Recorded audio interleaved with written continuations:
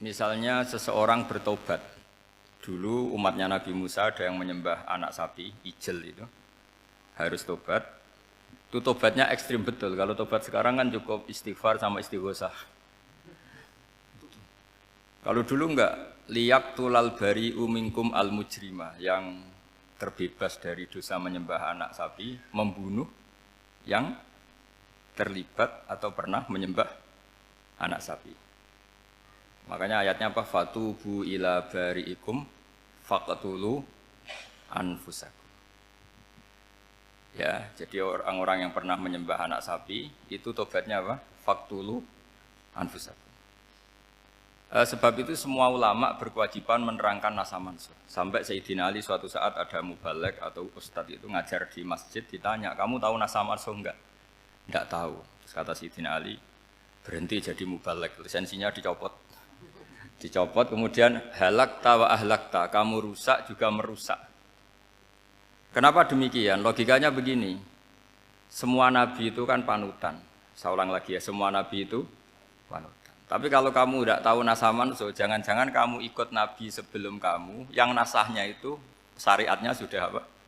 Mansukhoh, sudah di nasah. Itu kayak kasus Sunda Wiwitan itu. Itu gak mau punya Nabi Muhammad karena kurang keren, kurang sepuh. Nabinya langsung Nabi Adam. Resikonya adalah beberapa aliran sesat itu, aliran yang kurang benar itu, zaman Nabi Adam kawin otomatis sama saudaranya. Lalu masa sekarang kita membolehkan kawin sama apa? Kalau sama Nabi Adam mau tidak mau.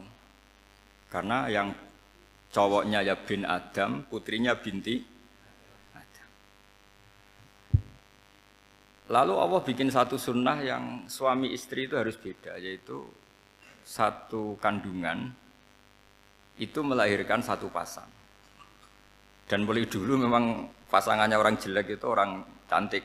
Makanya agak sial itu yang perempuan-perempuan itu. Memang mulai dulu gitu, kalau cantik itu kesunatannya dapat jelek.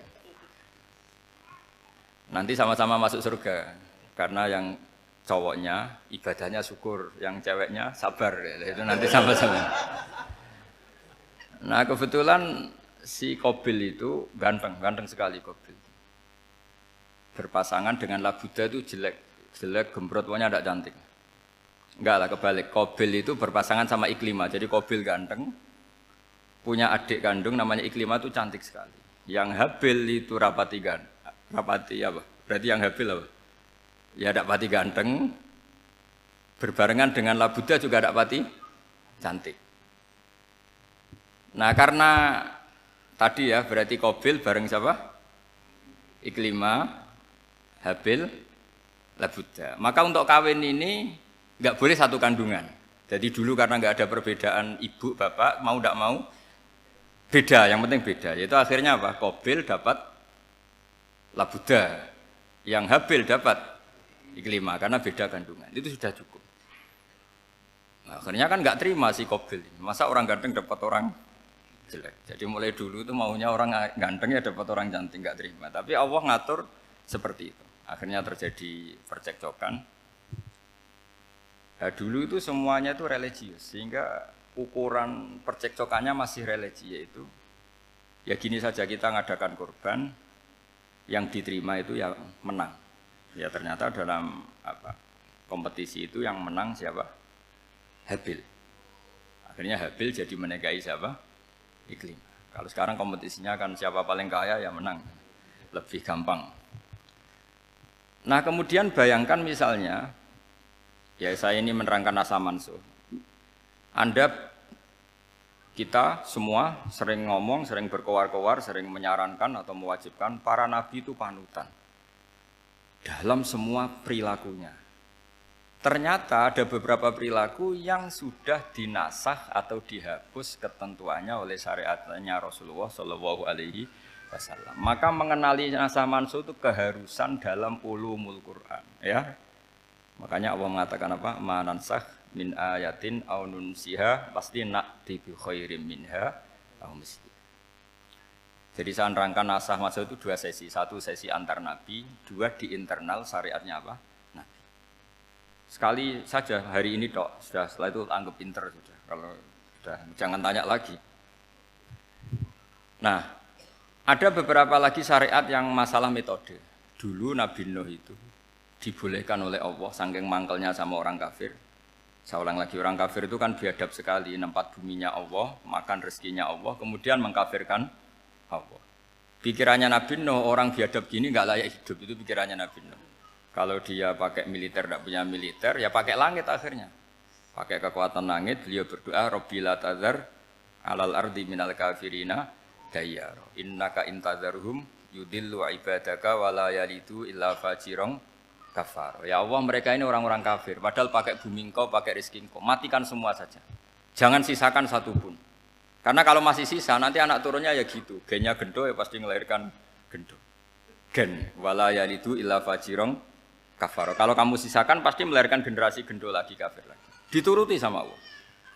Kecuali orang 80 yang ikut Nabi Nuh. Nah, orang 80 yang ikut Nabi Nuh ini selamat karena iman.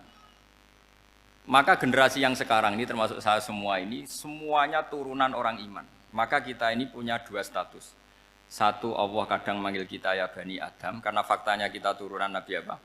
Adam. Panggilan kedua adalah dzurriyyataman hamalna ma'nuh. Orang-orang sekarang itu pasti turunan orang yang ikut perahunya Nabi Nuh. Jadi nasab kita ini sudah steril. Sudah tidak ada nasab lewat kafir karena yang kafir sudah habis.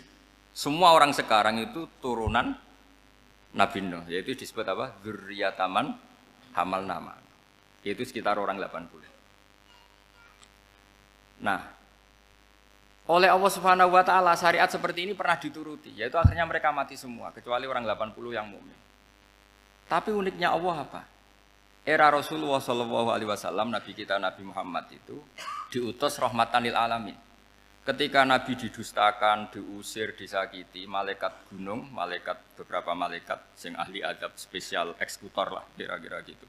Muhammad, kamu bilang saja ke saya, kalau kamu ingin orang-orang Mekah Bujal CS saya hancurkan. Tapi apa kata Nabi? Saya berharap kalau mereka belum iman, anak cucunya iman. Karena bagaimanapun sperma ya atau calon bayi atau calon keturunan itu kan ada fi aslabir rijal atau fi zuhurir rijal. Jadi kalau dalam ilmu agama itu gen manusia itu disimpan di apa zuhurir rijal apa di punggung lelaki. Nanti dipindah ke arhamin nisa. Logikanya gini. Ini dengerin ya. Logikanya gini, misalnya Abu Jahal. Abu Jahal itu di situ ada orang namanya Ikrimah. Itu anaknya Abu Jahal. Itu orang mukmin. Akhirnya ya jadi orang alim. Abu Lahab itu di rahimnya di apa punggungnya ada perempuan namanya Darroh. Akhirnya juga orang apa? Mukminah. Saya berikan contoh. Khalid bin Walid itu anaknya Walid. Walid itu musuh besarnya Rasulullah. Tapi di punggungnya ada orang bernama Khalid. Ini dengerin. Nah di punggung ini kira-kira Allah sudah tahu apa belum? Jawabannya sudah tahu. Artinya kalau ini mati atau kamu bunuh, kamu sebenarnya nggak bunuh orang kafir saja, bunuh calon orang mukmin yang sekarang masih bersemayam di punggungnya orang-orang kafir. Jadi bisa saja orang yang sedang kafir itu ada sekian apa calon generasi yang suatu saat mukmin. Itu syariat yang diajarkan ke Rasulullah SAW. Karena kasofnya Nabi, kasof itu satu kondisi di mana seorang Nabi itu dipertontonkan sesuatu yang nggak kelihatan. Itu dalam bahasa Arab kasof atau mukasyafa. Nabi dipertontonkan ternyata banyak orang kafir yang di punggungnya itu ada calon generasi mukmin atau muslim. Akhirnya Nabi nggak berani. Jangan bunuh. Mungkin bapaknya ada iman tapi anaknya iman. Betul, Abu Jahal punya anak Ikrimah, Abu Lahab punya anak Darroh, Walid punya anak siapa? Khalid. Itu mirip seperti kita, bapak era sholat, anak ETPK sholat, akhirnya bapaknya katut sholat. Banyak enggak di Indonesia, bapaknya tidak bisa baca Quran, anaknya hafid. Nah, itu kalau bapaknya kamu habis, tidak ada yang meselin. Makanya biarkan hidup saja. Nah, artinya gini, andaikan tidak ada ulama yang menerangkan nasa mansuh, dikira syariat Nabi Nuh itu abadan mu'abbadat, selamanya lama. Jika main teror sama orang kafir sah berdasar Nabi Nuh, padahal kita sudah ganti Nabi, yaitu syariatnya Rasulullah SAW. Masyhur itu ketika Nabi ngendikan, Saya tidak minta mereka dihukum, tapi ya Allah saya minta Allah mahdi qaumi fa innahum layak lamun. Mereka kafir itu karena tidak tahu. Sehingga ada periode. Loh kalau perang itu beda, perang itu konteksnya duel, itu tidak harus sama Abu Jahal, Abu Lahab. Ada penjahat mau bunuh kamu wajib perang enggak? Wajib. Penjahatnya meskipun muslim apa harus kafir? Meskipun muslim. Maka kata ulama fikih sebetulnya perang duel itu bukan syariat muslim sama kafir tok. Masih muslim sama muslim, misalnya ada orang mau merkosa istri kamu, terus dia pamit gini, saya muslim loh, beri hak loh. Enggak bisa. Saya penjahat loh, muslim, jadi kamu enggak boleh merangin saya, ngelawan saya kan muslim. Enggak bisa, tetap harus dilawan. Makanya kata ulama-ulama fikih, pertarungan sama musuh itu tidak harus sama orang kafir. Orang muslim pun yang mengganggu kehormatan kita, misalnya mau merkosa istri Anda, itu harus dilawan. Makanya Nabi ngendikan mangkutila duna mali fahuwa syahid, mangkutila duna harimi fahuwa syahid. Orang yang mati karena membela kehormatan keluarganya atau hartanya, maka dia mati syahid. Dan penjahat yang mati ini muhaddarun damu, diabaikan sehingga enggak kena kisos, pembunuhnya enggak kena. Misalnya ada penjahat mau bunuh kamu duel menang. Kamu enggak kena kisos karena ini muhaddarun damu, diabaikan kehormatannya. Padahal dia muslim, apa? Muslim. Ini perlu. Jadi ini mengaji ini agak jelimet tapi gampang. Kan kalau paham enggak paham selesai, jadi anggap aja selesai itu. Sehingga kalau enggak ada nasa mansuh, maka orang selalu berpikir, pokoknya yang penting ikut Nabi. Nah itu bahayanya kalau Anda tidak tahu detail, jangan-jangan syariat yang kamu ikuti itu syariat yang sudah berstatus mansukhoh, telah dicabut. Dan itu banyak. Makanya kata Sayyidina Ali ketika ada orang ngajar gak tahu nasa mansuh, halakta wa ahlakta, kamu rusak dan merusak orang lain. Seperti tadi pernah ada kawin itu satu turunan, yaitu era Nabi Adam. Masa kita sekarang kawin sama satu turunan, kan gak mungkin. Ya kan, pernah ada membumi hanguskan orang kafir, yaitu syariatnya Nabi Nuh, itu dihapus oleh syariatnya Nabi Ibrahim dulu. Yaitu Nabi Ibrahim menghentikan apa? Faman tabi'ani fa innahu minni wa man asoni fa innaka ghafurur rahim. Ya, kalau orang ikut saya ya Allah ya pasti golongan saya. Kalau yang masih maksiat, masih balelo, saya berharap engkau ampuni. Akhirnya banyak orang kafir tobat. Coba era Rasulullah itu semua orang kafir Mekah itu kafir. Nabi belum wafat. Itu sudah ada 114.000 mukmin semua. Jadi Nabi menangi mayoritas orang menjadi mukmin dari mayoritas kafir, yaitu disebut wara'aitan nasa yadkhuluna fi dinillahi afwaja. Andai kan Nabi Muhammad pakai syariatnya Nabi Nuh, bisa enggak mengislamkan orang sebanyak itu? Enggak bisa kan? Maka ini penting mengenali nasah mansuh. Jadi periode cara wong Jawa maksud no tuntas. Robila tadar itu, pasot tuntas itu, menghabisi itu habis di periode Nabi siapa? No, syariat itu sudah enggak dipakai lagi. Yang dipakai apa? Faman tabi'ani fa innahu minni wa man asoni fa innaka ghafurur rahim. Lah Nabi Muhammad ini nabi yang kena khitab anit tabi' millata Ibrahim hanifah. Jadi masternya Nabi Muhammad itu mentornya Nabi Ibrahim. Sehingga syariatnya ya faman tabi'ani fa innahu minni wa man asoni fa innaka ghafurur rahim. Tidak syariat Rabbila tadhar alal ardi minal kafirina daya. Jelas ya. Jadi mengenali nasa mansuh itu penting sekali karena kalau enggak Anda halakta wa ahlakta, kamu merusak diri kamu sendiri juga merusak orang lain. Karena menfatwakan hukum yang sebetulnya sudah berstatus mansukh, hanya berdasar itu kan syariatnya nabi-nabi dulu. Syariat yang apa? Syariat yang enggak pernah terhapus hanya satu, usuluddin, yaitu tauhid, itu sama. Tapi kalau syariat itu beda-beda atau furu'iyah itu beda-beda. Yaitu tadi saya beri contoh era Nabi dulu kalau ada pakaian najis dipotong, dibuang. Era Nabi Muhammad dicuci.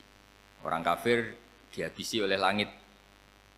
Era Nabi Muhammad enggak boleh, bahkan didoakan Allahumma hdi qaumi fa innahum la ya'lamun. Di Qur'annya apa? Wa in ahadum minal musyrikin astajaraka fa'jirhu hatta yasma'a kalamullah tsumma ablihu ma'mana. Jadi kalau ada orang kafir enggak boleh main dihabisin mereka, beri peluang untuk mengkaji kitabullah. Hatta yasma'a kalamullah. Kalau mereka sudah berpeluang ngaji, harus tsumma ablihu ma'mana, harus dijamin keamanan. Ya, karena apa? Dzalika bi annahum qaumul la ya'lamun. Bagaimanapun mereka memang karena tidak tahu. Nah, kenapa tidak tahu? Enggak.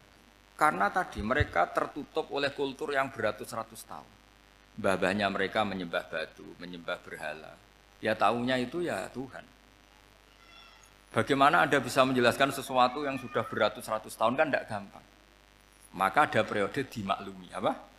Kalau era sampean kan, mosok waktu disembah saking gobloknya orang, kamu lahir kan sudah nyembah Allah, tidak nyembah batu. Bayangkan kalau kamu jadi mereka. Wong perut kamu saja disuruh makan pizza sakit kok, karena saking lamanya makan sambal kan gitu. Kamu bilang perempuan Indonesia saja cantik kok, saking lamanya jadi orang Indonesia. Padahal orang Indonesia tanyakan orang Eropa, cantiknya di mana? Kamu lahir di Afrika, bilang orang Afrika itu cantik, tanyakan orang Eropa, cantiknya di mana? Hitam gitu kok. Jadi orang itu pasti terkooptasi oleh sekelilingnya. Orang Afrika akan bilang, wanita Afrika itu cantik. Coba tanyakan orang Eropa, cantik apa enggak? Belas. Orang Eropa yang kulitnya gitu, kata orang Eropa indah, kata sampean. Koyok anaknya kebu katanya. Jadi orang itu akan terkooptasi oleh sekelilingnya. Bayangkan kalau semua orang nyembah berhala, terus kamu enggak, alasan kamu apa? Kan menentang mayoritas. Dan itu berat. Maka dimaklumi oleh Allah, dzalika bi annahum qaumul la ya'lamun fi manah panyeruarah. Nah, pemakluman ini yang mulai sekarang terkikis. Orang main pukul saja enggak mau ngaji. Enggak mau ngaji Quran secara kafah. Jadi fatwanya Islam kafah tapi ngajinya Quran enggak kafah. Ngambil 1-2 potongan ayat dipakai dalil. Jadi Islamnya inginnya kafah tapi ngajinya Quran enggak. Kalau kafah ya hafal 30 juz itu. Kalau mau kafah ya hafal berapa? 30. Makanya saya sering bilang, saya sering dinasihati orang karena belum tahu saya ini hafal Quran. Bapak harusnya Islam itu kafah. Kata saya ya dimulai dari konsep Islam itu kafah dulu, apa ya hafal Quran secara kafah.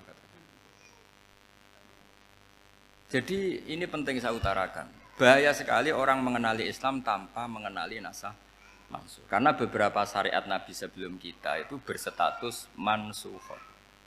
Terus contoh berikutnya. Ini nasah mansuh antar Nabi apa khusus internal Nabi? Antar Nabi aja nggak selesai nih sampai subuh aja nggak selesai. Contoh yang paling keren mungkin cowok semua senang. Nabi Dawud dulu istrinya berapa? 99. Nah itu kalau masih halal itu kan berarti jenengan tuh punya istri berapa? Wah itu kan ngeri betul. Punya satu aja repotnya gitu, apalagi berapa? Punya 99. Terus kamu bilang gini, ini kan syariatnya Nabi Dawud, Nabi kan bisa diikuti. Pernah ada periode di mana seperti itu boleh. Jadi makanya mau tidak mau, ngenali nasah mansuh itu harus. Kalau enggak ya kamu masih berkeyakinan. Boleh beristri berapa? Nah ini penting saya utarakan, makanya Sayyidina Ali itu kalau ngetes calon mubaligh, kira-kira kalau Kemenak dulu inginnya apa? Sertifikasi apa? Mubaligh. Itu tanyanya gitu. Ta'rifun an-nassa wal mansuh, kamu apa tahu nasa mansuh? La. Jawabnya Sayyidina Ali, halak tahu ahlak tahu, kamu orang yang rusak. Karena tadi takutnya ada syariat yang sudah mansukhah dipakai. Itu tadi misalnya kita ini tidak umatnya Nabi Nuh, tapi pakai syariat Robbila tadar alal ardi minal kafirina. Terus ketiga begini, misteri manusia itu. Dan ini kita tidak pernah tahu sampai kiamat, tapi ini ilmu harus kita diskusikan. Misalnya saya ini namanya Bahauddin. Saya sekarang hidup sampai 2019 sekarang. Kan hanya Allah yang tahu berapa turunan saya sampai kiamat dan statusnya kayak apa. Donald Trump juga gitu. Donald Trump itu sekarang kafir, tapi kita tidak pernah tahu nanti turunan keberapa ada yang Muslim. Lah turunan yang calon Muslim ini diletakkan di mana kita tidak tahu. Yang jelas kalau kamu bunuh itu katut itu.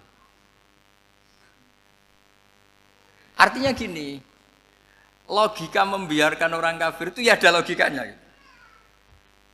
Nah, logika membunuh karena mereka mau membunuh kita ya ada logika fikihnya karena kalau kita ada membunuh dibunuh. Makanya semuanya hukum ini terus bergantung al-hukmu yaduru ma'ilatihi wujudan wadan.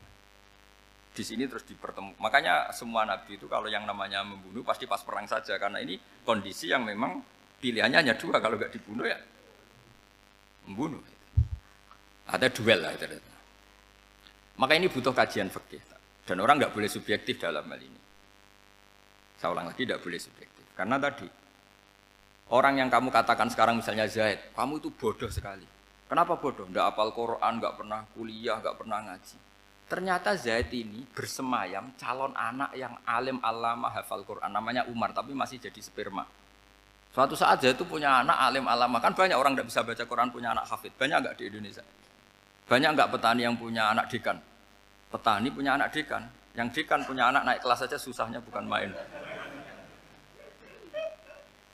Banyak kan? Nah ketika dibalik nanti ada dekan punya anak goblok, yang petani punya anak dekan, pinter mana? Kita tidak pernah tahu. Makanya ini kan, ya sudah kalau nggak pernah tahu ya bilang saja wallahu alam kan selesai. Daripada keminter keliru kan ada wallahu alam. Makanya cerita favorit guru saya, Kiai Haji Maimun Zubair itu punya apa namanya Kiai Zubair. Itu cerita favoritnya itu ada santri namanya Soleh. Soleh itu alim alama. Orang Madura itu cara berpikir kan kalau kiai saja alim seperti itu apalagi bapaknya. Pas bapaknya main ke pondok, santrinya ada ribuan. Bapaknya main ke pondok itu. Sholat itu ya gak bener. Gak sesuai sunnah Rasul lah kira-kira gitu. Sudah sholat itu gak bener apa-apa gak bener. Masih ditakwil sama santri Madura karena orang Madura itu kultus. Mungkin khilaf. Khilaf itu satu khusus, pokoknya perlakuan khusus. Suatu saat saking bodohnya orang itu kenceng tuh pinggir musola. Wah ini nggak bisa ditakwil lagi, akhirnya nggak bisa ditakwil tuh nggak. Wah ini sudah nggak bener ini, nggak bener. Singkat cerita santri tadi nggak kuat matur ke kiainya, Pak Yai, jenengan sealim itu kok bapaknya segoblok itu. Kenapa? Ya, dia kencing pinggir musola. Oh bapak saya itu pinter sekali. Kok bisa? Karena beliau yang memutuskan saya mondok sampai saya jadi alim alama seperti ini. Yang bodoh itu mbah saya. Bodoh itu bahasa saya kan. Artinya gini, sekarang misalnya Anda dekan atau Anda rektor atau Anda profesor atau Anda kiai top mubalek kondang. Anda mubalek kondang terus punya anak gobloknya bukan main atau apalagi anaknya ketangkep KPK. Yang satu anaknya orang bodoh jadi dekan. Kalau kompetisi ini pinter mana coba? Ada ahli metodologi tapi anaknya itu terlibat narkoba. Yang ini petani utun. Anaknya dekan, kira-kira kalau dikompetisikan pinter mana? Anaknya pinter petani tadi gitu. Yang ketika petani kamu vonis bodoh gitu. Tapi siapa tahu kalau ini menyimpan calon. Paham ya? Kita tidak pernah tahu. Makanya Quran selalu ngajari dalam ilmu sosial itu wa in adri la'allahu fitnatul lakum wa mata'un ila. Dalam ilmu sosial itu kita harus jawab tidak tahu. Karena mudah. Makanya saya tadi pagi ngaji di direktorat saya bilang, saya pernah diprotes orang, Gus kamu udah jelas, 01 apa 02. Ya saya jawab, manusia itu makhluk yang paling gak jelas. Gitu. Sekarang soleh suatu saat bisa saja gak soleh. Yang sedang gak soleh suatu saat soleh. Sesuatu yang mungkin rubah kok kamu fanatik itu gimana? Nalarnya itu gimana? Coba kita tahu dulu, Wahsy itu pembunuh Hamzah, akhirnya mati mukmin ya enggak? Padahal orang yang sangat dibenci Rasulullah karena membunuh Sayyid siapa? Hamzah. Sa'labah yang tukang itikaf di masjid akhirnya su'ul khatimah. Kita tidak pernah tahu. Nah kalau nggak pernah tahu ya tidak usah terlalu fanatik biasa saja. Kayak jenengan seneng saya itu ya saya tidak tahu sampai kapan ya tidak tahu. Saya seneng sampai kapan ya tidak tahu. Kayak suami istri itu. Pas nikah harmonis bulan madu sampai kapan bertanya. Yang jelas paling awet itu pasangan jelek itu pasti nggak awet.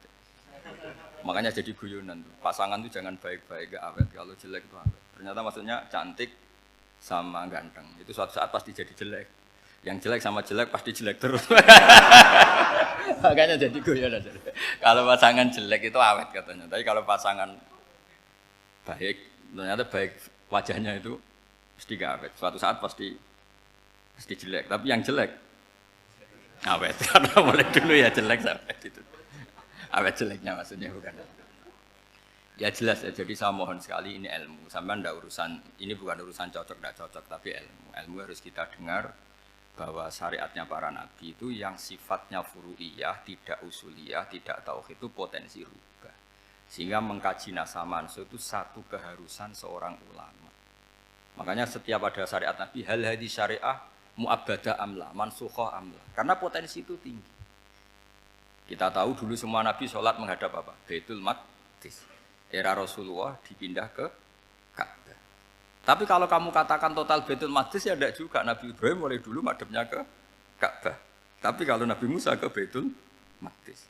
Terus kamu bilang ini 0102 ya ada memang syariat jadi sesuatu yang furu'iyah. Nah, kenapa ini furu'iyah? Jawabannya sederhana. Ketika seseorang menghadap Ka'bah itu menghadap batu apa menghadap Allah? Allah. Ketika menghadap Baitul Maqdis hakikatnya menghadap Allah apa menghadap Baitul Maqdis? Allah. Maka menghadap Ka'bah itu sebenarnya masalah furu'iyah. Yang masalah usuliyah adalah inni wajjahtu wajhiya lilladzi fataras samawati wal ardh. Yang permanen adalah menghadap Allah Subhanahu wa ta'ala. Cuma secara prosedur syariatnya secara zahir menghadap Ka'bah.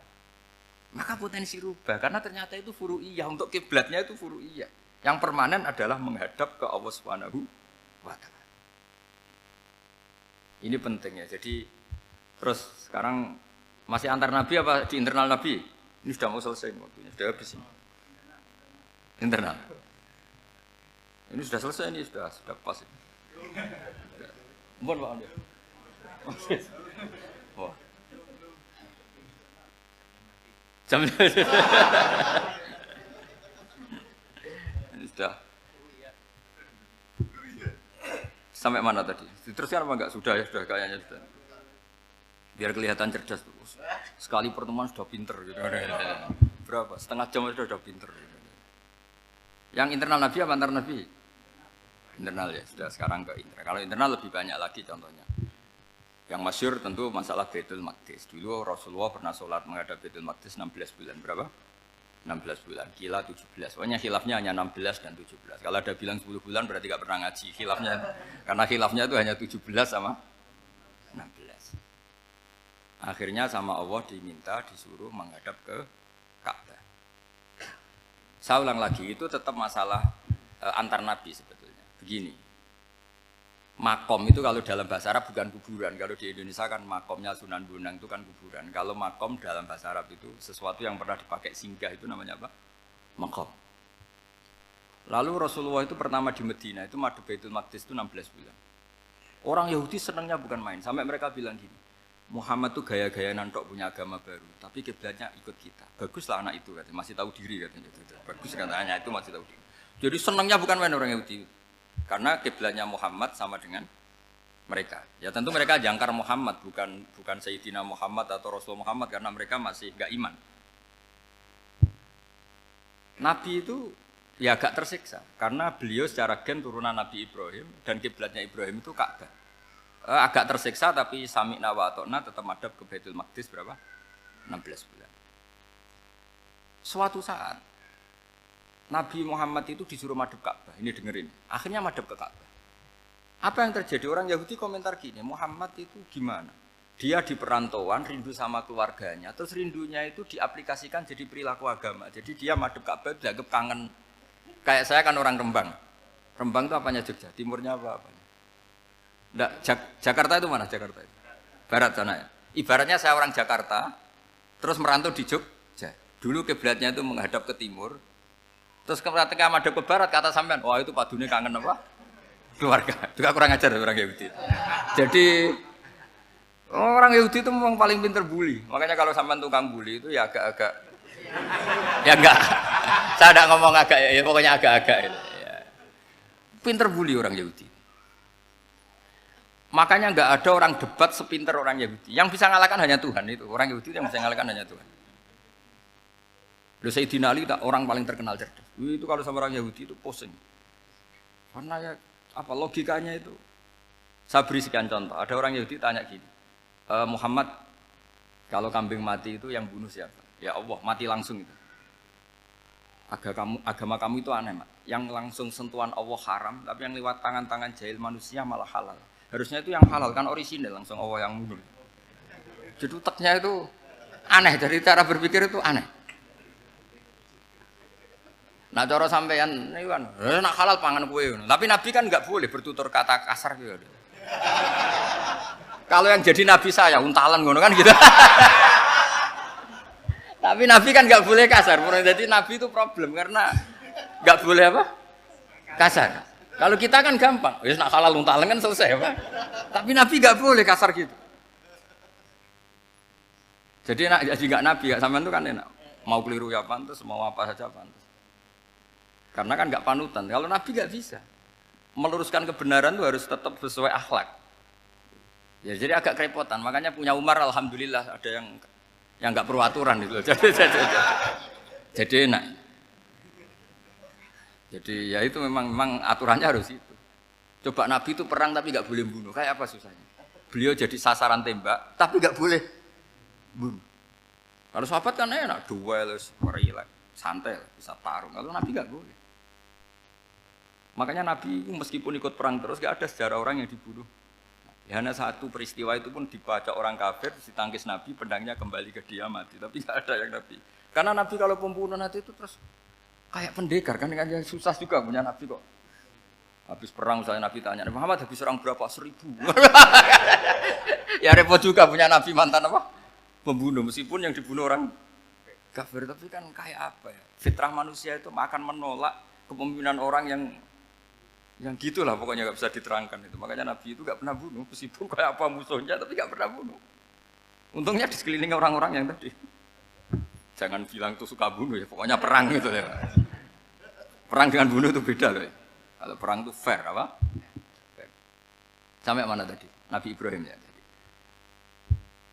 Makom tadi saya ulang lagi. Nabi Muhammad menghadap ke Baitul Maqdis itu hanya Allah nuruti. Ini loh Nabi betul. Tahu betul bahwa di antara syariat adalah Baitul Maqdis. Karena semua Nabi pernah berkiblat Baitul Maqdis. Tapi Nabi ketika menghadap ke Ka'bah, Nabi juga dibilangin sama Allah. Ini loh syariat yang benar. Karena Ka'bah juga kiblat sing a'taku. Lebih tua ketimbang Baitul Maqdis. Maka disebut Ka'bah Atiqah. Ilal Baitil Atiq. Kalau Quran bahasakan Ka'bah apa? Wal yatawafu bil Baitil Atiq. Atiq itu tua sekali. Ya sudah. Ketika berstatus tua itu orang Yahudi seneng. Mergo roh kelirune Muhammad. Mereka nantang. Muhammad ayo debat terbuka. Nabi rawuh. Bagaimana Anda bilang Ka'bah itu kiblat tertua? Wong Ka'bah itu pertama yang menghadap sana itu ya kamu. Semua Nabi menghadapnya ke Baitul Maqdis. Terus Nabi Muhammad mulai berargumentasi ilmiah tadi. Enggak, Ka'bah itu kiblatnya Ibrahim.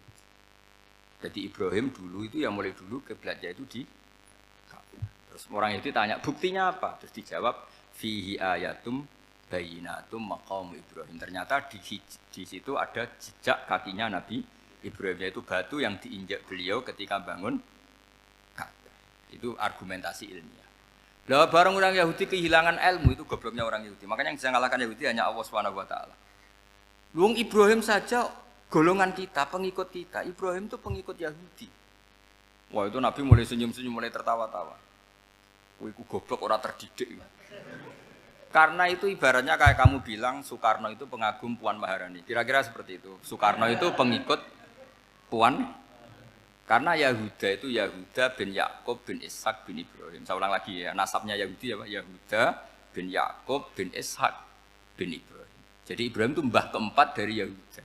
Tapi karena mereka kalah debat, Ibrahim itu pengikut Yahudi. Itu sama dengan bilang apa? Soekarno itu pengikut Puan Maharani. Itu kan jadi aneh. Atau Gus Dur pengikut Mbak Yeni. Atau Basim Asari pengikut Mbak Yeni. Itu kan aneh. Wah, akhirnya sama Allah diingatkan. Makanya ada ayat ha antum haula hajjatum fi malakum bi ilm falimatu hajuna fi ma laysa lakum bi ilm. Perjanjian debat ini semuanya harus ilmiah. Tapi kenapa perdebatan Anda malah ndak ilmiah? Akhirnya orang Yahudi iftadohu, malu semua. Wah, semuanya Muhammad itu satu-satunya kekalahan orang Yahudi. Tapi ayat-ayat seperti ini itu enggak populer. Ayat ha antum haula'i hajjastum fi malakum bi ilm falimatu hajuna fi ma laysa lakum bi. Jadi Islam betapa hebatnya Islam. Kalau debat harus ilmiah. Dan Kanjeng Nabi menantang, ini perjanjian kita debat ini ilmiah. Kenapa sekarang jadi tidak ilmiah? Yaitu kamu mengatakan Ibrahim itu pengikut Yahudi. Padahal Ibrahim dengan Yahudi itu dulu Ibrahim. Makanya Yesus kalah, mat. Tapi tetap ra Islam. Tapi nah, makanya terus Ka'bah dibuktikan ketuaannya lewat apa? Fihi ayatum bayinatum maqamu Ibrahim. Itu bukan makam kuburan. Karena makamnya Nabi Ibrahim tetap Hebron, tempat Palestina. Kira-kira itu Palestina. Jare Israel yo ning Israel, mbah menang di. Jare ning Israel yo ning Israel, jare Palestina ning. Saya pernah ziarah ke sana di Hebron. Di makamnya Nabi siapa? Ibrahim.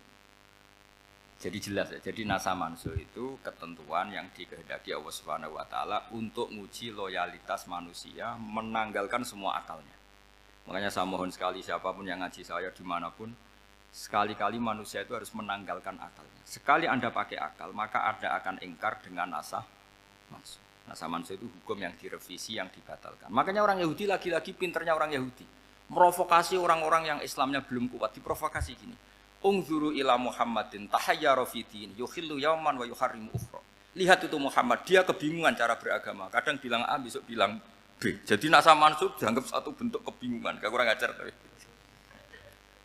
Wah, akhirnya sebagian orang yang murtad. Makanya nasa mansuh itu satu peristiwa yang menjadikan banyak orang murtad.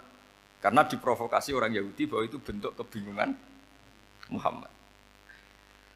Akhirnya terus saya qulu sufa minan nasi ma wallahum al-qiblatimul lati kanu alaiha. Nah, kelirunya orang Yahudi adalah ternyata nasa mansuh yang dipilih Rasulullah itu semuanya ada di Taurat dan Injil. Termasuk di Taurat dan Injil disifati dan Nabi yusolli ilal qiblatin, bahwa Nabi ini akan bersolat dengan dua kiblat. Makanya tetap ditantang. Kul fa'tu bitaurati fatluha in kuntum shadiqin. Kalau kamu tidak percaya bahwa saya ini orisinil, ayo bareng-bareng mengkaji Taurat. Tapi mereka tidak siap mengkaji Taurat. Karena Taurat semuanya mendukung Rasulullah Muhammad SAW. Fatluha in kuntum shadiqin. Makanya ini penting sekali ngaji. Jadi perdebatan itu macam-macam. Dan itu pinternya orang Yahudi. Ungzuru ila Muhammadin tahayyara fi dini yukhillu yawman wa yuharrimu ukhra. Ini penting sekali. Makanya nasa mansuh itu uji loyalitas. Itu Imam Malik kalau mencontohkan ke Imam Syafi'i. Saya berisikan contoh fikih. Ini saya melanggar waktu ini. Ini sudah berapa? Saya yang tidak mengesahkan diri saya. Ya misalnya ini ya, ini kertas saya bawa ya, ini kertas saya bawa. Terus ini tak kasih uang misalnya, uang 100.000. Atau kalau contoh Imam Syafi'i dulu dididik Imam Malik begini. Ya Syafi'i kalau kamu punya dua budak, dua pembantu, kalau dulu kan masih ada budak, dua pembantu lah kira-kira. Seneng mana, yang cerdas sama yang goblok? Seneng yang cerdas. Kalau yang nurut sama yang bantahan, seneng yang nurut. Lah yang nurut itu yang goblok. Makanya tinggal dibalik saja. Kamu tak beda ya. Seneng mana punya istri yang cerdas apa yang goblok?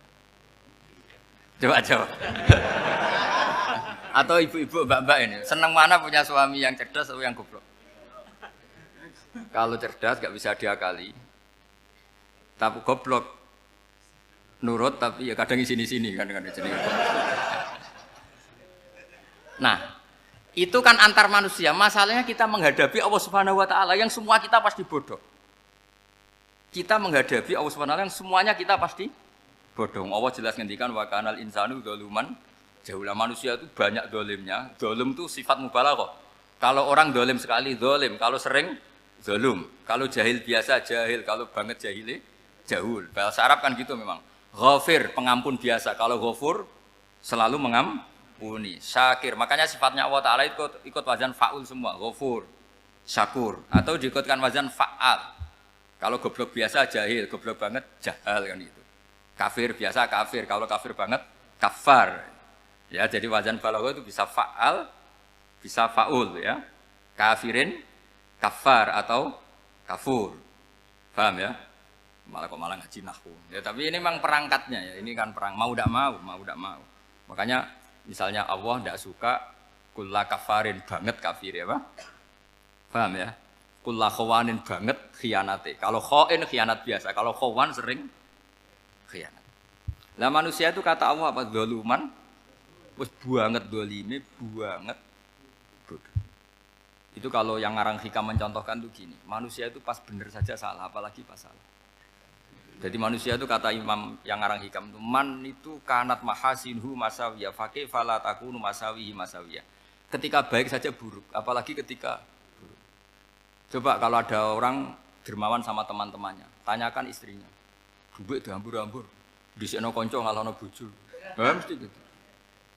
Teman yang sering silaturahim ke teman-temannya, kata temannya baik, senang silaturahim, tanyakan istrinya, oh meninggali wong. Jadi manusia pas baik saja ada buruknya, apalagi pas buruk. Makanya dulu bapak saya ngajarin saya istiqomah ya apik, tapi kadang-kadang nak keterusan itu ora istiqomah ngangkangi orang, dia tidak punya kesempatan. Misalnya ada imam masjid, imami terus sampai tua sampai mau mati. Itu istiqomah apa ndak memberi peluang yang lain? Ndak jawab aja. Jadi itu manusia. Jadi pas baik saja buruk. Apalagi pas buruk. Kayak saya gini di sini ngajar baik, tapi saya ada ndak sopannya harus di atas. Padahal banyak orang sepuh, ada Pak On, ada beberapa yang kan terpaksa nggak sopan. Tapi sama yang nyuruh, berarti sama yang dosa. Kemarin-kemarin saya minta di bawah supaya ganjaran saya utuh, ini gara-gara begini ganjaran saya ini agak terkredit terdebat itu karena itu. Saya teruskan. Jadi manusia itu punya sisi itu karena manusia itu dzalum dan jahul. Wa kana al-insanu dzaluman. Problemnya ini ngadepi Allah yang selalu pinter, yang kita selalu bodoh. Misalnya gini, kamu ditanya Allah. Ini contohnya Imam Malik. Ikla hadi sokhroh fa inna tahtaha dhahaban. Coba bongkahan batu itu kamu angkat, di bawahnya ada emas. Lalu budak yang pinter berlogika, oh disuruh buka itu karena ada emas toh. Berlogika. Kalau budak yang goblok enggak, ya disuruh ya diangkat saja. Ada emas apa enggak karena perintah ya diangkat. Yang satu nurut karena perintah, yang satu nurut karena ada emas, ada sesuatu. Logikanya suatu saat Tuhan itu hanya bilang gini tok, ikla hadis sokhroh, batu itu angkat. Yang nurut yang goblok permanen tadi kan langsung ngangkat. Yang pinter, ini ada apa lagi Gusti kok harus diangkat? Ya gak ada apa-apa, nyuruh saja kata Allah gitu. Wah tidak bisa, sesuatu harus ada alasannya. Itu kira-kira mangkel loh Pak? Oh mangkel. Nah, logikanya manusia seperti itu. Makanya dua murid pinter, di rakyat pinter, presiden ya susah mesti demo. Goblok ya susah di sini-sini uang. Ini kan nggak ada pilihan. Memang manusia itu nggak ada pilihan. Nah sekarang masalahnya gini di fikih ini saya kembali lagi ke fikih. Pertanyaannya secara fikih begini. Misalnya iddah. Iddah itu seorang perempuan ditinggal mati suaminya atau ditinggal atau cerai. Itu kan ada namanya apa? Iddah. Iddah itu memastikan apa tujuannya? Memastikan rahim itu steril dari mani atau sperma zaut awal. Supaya nanti kalau dinikah orang lain tidak terjadi ikhtilatul ansab, nasab. Oke, berarti iddah kita beri argumentasi secara ilmiah li baro'ati rohmi. Jadi misalnya Zaid menceraikan istrinya Sri dalam keadaan masih bisa haid. Iddahnya 3 kali masa suci. Wal mutallaqatu yatarabbasna bi anfusina salah satu guru. Lalu karena secara teori medis kalau haid berarti bukti tidak hamil. Apalagi kalau haidnya terulang-ulang sampai 3 kali pasti tidak hamil.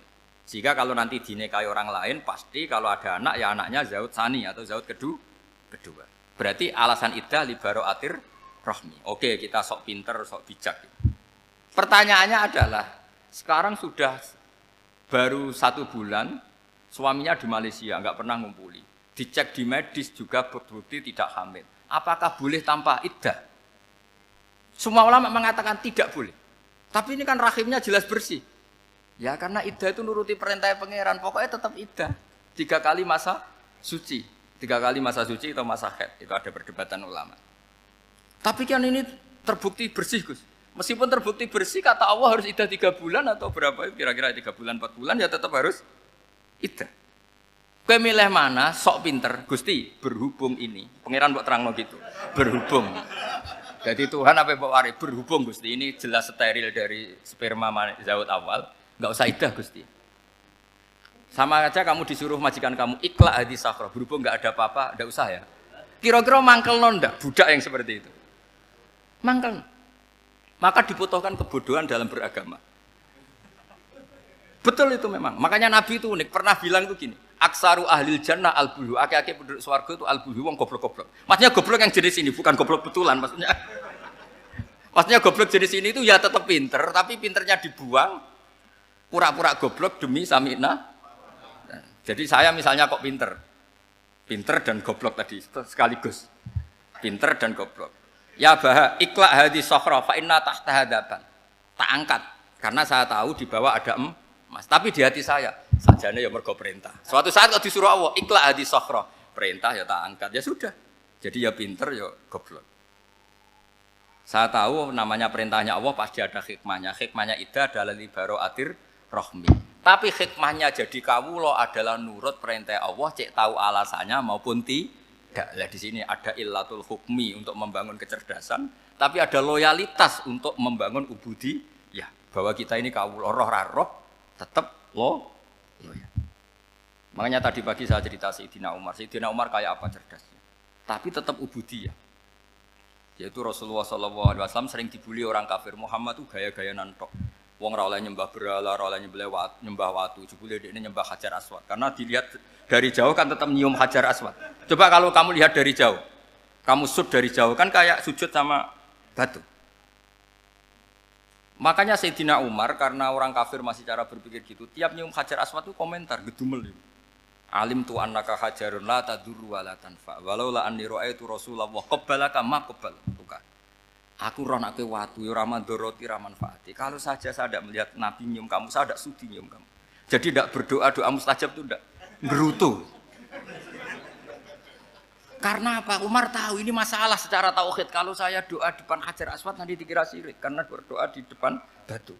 Tapi kalau saya tidak nyium nyulayani sunnah Rasul yaitu nyium Hajar wis tengah-tengah nyium sambil gerutu itu sudah kompromi. Ya nyium tapi gerutu.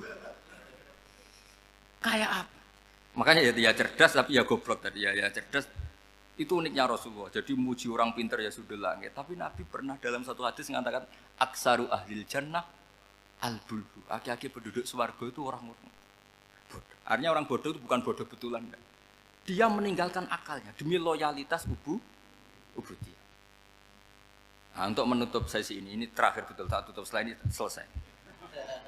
Untuk menutup itu bukti begini, perang Badar itu perang yang nggak mungkin dimenangkan umat Islam karena orang kafir itu 1000 dengan pasukan full dengan peralatan perang full. Rasulullah itu tahun kedua Hijriah itu pasukannya hanya 313. Itu pun pedang itu untuk orang 5 itu hanya ada pedang 1. Jadi kalau mau dibaca orang, sih kamu nilai pedangnya aku. Itu kan nggak kebayang perang dalam keadaan seperti itu. Jadi mesti kalah, orang kok mungkin kalah, mesti. Tapi Nabi tetap bilang, saya ini disuruh Allah perang, ya harus berangkat. Yaitu perang Badar. Kata para sahabat, ya Rasulullah ini nggak masuk akal, sudah nggak usah perang ini nggak masuk akal, mau setor nyawa. Sudah gitu dadaan, nggak ada persiapan. Lucunya apa? Sahabat itu ketika Nabi tetap berangkat. La akhrujanna walau waqti. Nabi menginginkan saya tetap berangkat meskipun sendiri. Setelah Nabi berangkat sekian meter, tuh sahabat ikut semua. Kata Nabi, lah kamu kok ikut? Ya ikut saja. Kata kamu mesti kalah. Ya anggap saja setor nyawa. Demi loyalitas pada jenengan. Itu makanya nggak ada periode sebaik periode sahabat. Tapi yang gerutunya jalan. Karena gerutu ini bawaan ilmiah. Makanya kita loyal sama presiden. Tapi yang nggak cocok ya gerutunya jalan. Tapi bawaan mencintai Indonesia tetap jaga stabilitas. Itu bawaan cinta Indonesia, bukan cinta pejabatnya kadang. Gerutunya jalan, tapi bawaan loyal sama Indonesia tetap mengaku. Bawaan loyal sama Rasulullah tetap ikut perang, bawaan akal karena nggak masuk akal ya gerutu. Dan itu uniknya Quran itu mengapresiasi itu dan dianggap nggak masalah. Saya bacakan ayatnya. Kama akhrajaka rabbuka min baitika bil haqq wa inna fariqam minal mu'minina lakarihun yujadilunaka fil haqqi ba'dama tabayyana ka'annama yusaquna ilal mauti wa hum yanzurun. Peristiwa Badar ada peristiwa kamu itu keluar untuk perang. Sahabat kamu ngikuti, tapi mereka lakarihun, enggak senang sebetulnya. Karena enggak masuk akal. Ya gremeng tapi ya derek. Yujadilunaka fil haqq, mereka mendebat kamu dalam kebenaran. Jadi ya Rasulullah wong perang karuan kalah jenengan lakoni alasane nopo? Lah kok melok? Ya saya harus ikut jenengan Nabi. Itu unik. Kalau orang sekarang mana mau, kalau nggak masuk akal nggak mau melakukan. Coba misalnya istri kamu belajarnya dikurangi, anggap saja petualangan latihan hidup di masa lalu, nggak mau. Padahal petualangan itu hal yang indah. Petualangan itu kan hal yang indah, kan nggak mau. Oh ngirit aja alasan. Tapi lucunya kalau dijak camping bermiskin-miskin di hutan mau. Karena karpe dhewe, tapi nak suami yang ngongkon. Ayolah seminggu ini kita model miskin, anggap saja petualangan masa lalu. Enggak mau. Karena pinter, apa? Coba kalau bodoh. Ya ngono ya apa-apa, Mas. Tapi resikonya nak bodoh, pas kamu sakit ya dibiarin. Karena dia melihat sakit kan biasa, namanya manusia. Makanya ini pilihannya susah, hidup itu maksud saya makanya ini. Jadi uniknya Quran gitu. Quran itu membolehkan psikologi manusia. Makanya Allah ngendikan kutiba alaikumul qital wa huwa kurhul lakum. Ya saya tahu kamu tidak suka perang. Allah yang ngakui bahwa kurhul enggak apa-apa. Tapi ketidaksenangan kita harus dilawan demi mengikuti Allah dan misalnya perempuan Allah juga gitu. Wa ashiruhunna bil ma'ruf. Gauli istri kamu muamalah secara baik. Kata Allah fa in karihtumuhunna fasa an takrahu syai'a wa ja'alallahu fi khairan kasira. Mungkin ada watak yang kamu tidak suka, tapi di situ ada kebaikan. Allah ngaku yang namanya suami mesti ada watak yang nggak suka dari istrinya. Juga sebaliknya lebih banyak lagi yang suami istri kamu tidak suka watak kamu. Juga nggak suka hidung kamu, wajah kamu banyak lah yang nggak disuka. Tapi demi kestabilan negara suami istri ini, mereka loyal. Justru itu bagus. Maka jagalah ilmu, juga jagalah loyalitas. Itu yang perlu saya utarakan. Jadi makanya agama ini dibangun dua. Satu kecerdasan hikmah, yaitu ya al-hukmu yaduru ma'ilati wujudan wa adaman. Tapi juga ada ubudiyah, bahwa agama ini milik Allah. Maka sami'na wa ata'na. Karena begini logikanya, saya ulang lagi masalah batu. Iqla hadis sokhra fa inna tahta hadaban. Terus saya angkat. Pembantu saya ngangkat. Dia saya gaji atas nama apa? Nurut kan? Atas nama menemukan emas apa atas nama nurut? Nurut, karena emas itu juga penemuan saya, milik saya. Ngangkat batu yang nggak ada emasnya juga atas nama nurut. Jadi rapot yang saya berikan ke pembantu saya itu tentang nurut dan tidak nurut. Saya kan tidak peduli dengan cerdas dan tidak cerdas. Itu kan tidak sesuatu yang menguntungkan saya. Nah Allah juga gitu. Kecerdasan kamu, pinter kamu itu tidak menguntungkan Allah Subhanahu wa Ta'ala. Karena Allah itu tidak butuh pinter kamu, cerdas kamu. Allah hanya butuh mental ubudiyah kamu. Makanya Allah mensifati nabinya hanya subhanalladzi asra bi abdihi, karena status tertinggi manusia adalah sifat kehambaan. Makanya ya Tuhan nafsul mutmainnah irji'i ila rabbiki radiyatan mardiyah fadkhuli fi ibadi. Berstatuslah sebagai hamba baru wadkhuli jannah. Nah, kalau kamu berstatus hamba ya harus baik, enggak usah kalian bantah. Coba kalau kamu rasional, ya Allah kenapa bikin surga nanti-nanti? Engkau kan bikin sekarang, ngapain repot-repot nanti? Jadi kacau semua agama. Makanya yang perlu didahulukan adalah status ya Tuhan nafsul mutmainnah irji'i ila rabbiki radiyatan mardiyah fadkhuli fi ibadi. Masuklah berstatus sebagai hamba saya. Khasnya hamba tadi ya cerdas, karena semua yang diperintahkan Allah pasti ada hikmahnya. Tapi kecerdasan ini kadang kita tinggalkan demi loyalitas ubudiyah. Assalamualaikum warahmatullahi wabarakatuh.